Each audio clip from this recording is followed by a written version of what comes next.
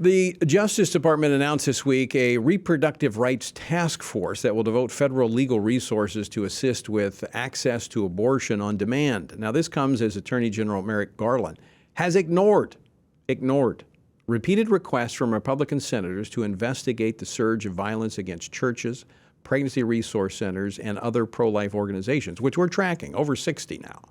Now, we've seen this before from the Garland's DOJ, such as when they warned that parents at school board meetings were domestic terrorists while ignoring violence from the left. Joining me now to discuss this and more is Congressman Jody Hice. He serves on the House Committee on Oversight and Reform, the House Committee on Natural Resources. He represents Georgia's 10th Congressional District. Jody, welcome back to the program. Thanks, Tony. Great to be with you. Hey, before we get into this topic of the DOJ, I want to ask you about this with the House Freedom Caucus calling on Republican members to oppose the National Defense Authorization Act. That's the annual funding bill for the military. And they say, stand with our service members to protect our military and oppose the NDAA. Republicans apparently tried to amend it to address several concerning issues, and they were blocked. Give us the latest on this. Yeah, Tony, I really cannot understand why any Republican would vote for this NDAA as it currently exists. This is a radical left-wing defense authorization bill. It is coming straight from the Democrats' radical agenda. But even there, the Democrats do not have the votes to pass it on their own. So if for no other reason, this gives the Republicans a tremendous opportunity for leverage to get good things in the Defense Authorization Act, to eliminate some of the woke agenda that is currently in it that the Democrats are trying to push. And yet, so far, we're not having much help from our leadership in this regard. So we are taking the lead as the Freedom Caucus, both in publicly announcing our opposition to the NDAA, but also encouraging our colleagues to do the same in the Republican conference. This is a horrible bill as it currently stands. And look, the Army, our military right now cannot even recruit. They're only at about 40% of their standard recruiting. Right. And why is that? It's because people who want to be soldiers, they want to defend our country. They want to be a part of a military that is strong and not a military that's filled with sensitivity training and woke ideology.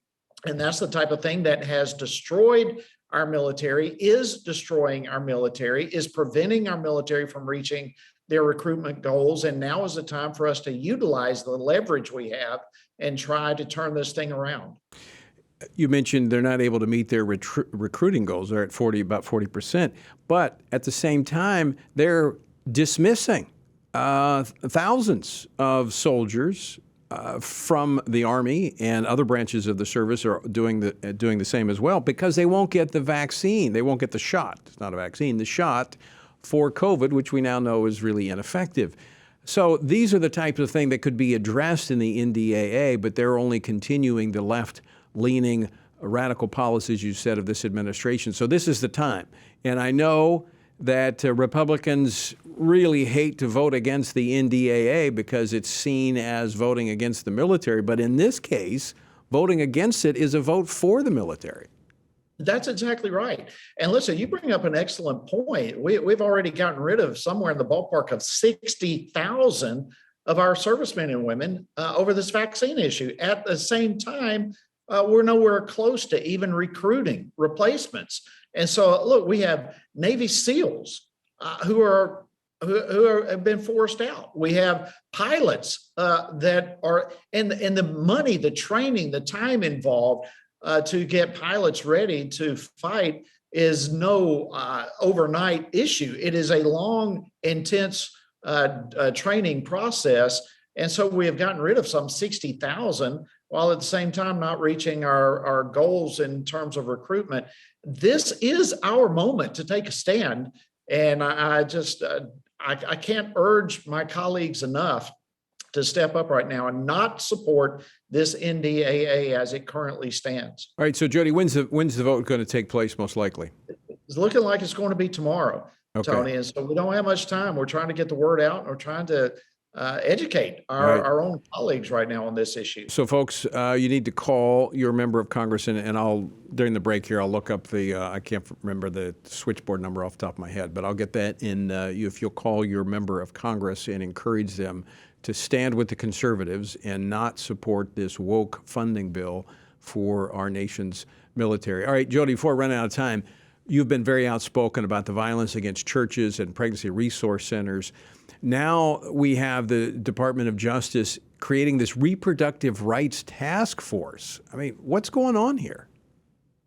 Unbelievable. What business is it of the Department of Justice to create a task force to challenge state and local governments and the people of our country who choose to stand for life as opposed to abortion? And here comes the Department of Justice creating a task force to go after these states and local governments totally out of their jurisdiction, breaking longstanding precedent of acknowledging court decisions for what they are and allowing our republic to function as a republic with the voice of the people being the top priority. And here comes the Department of Justice because, again, they have swallowed hook, line, and sinker this radical left-wing woke ideology of the Democratic Party, which obviously includes abortion, and they are going after with the states and so forth with this task force.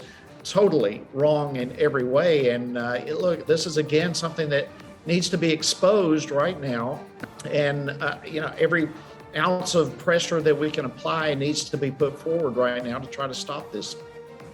Incredible. Everything going on, they don't focus on the real problems. They focus on their top priorities, which are not the nation's priorities. Congressman Jody Hice, always great to see you. Thanks so much for joining us today. Thanks for having me, Tony.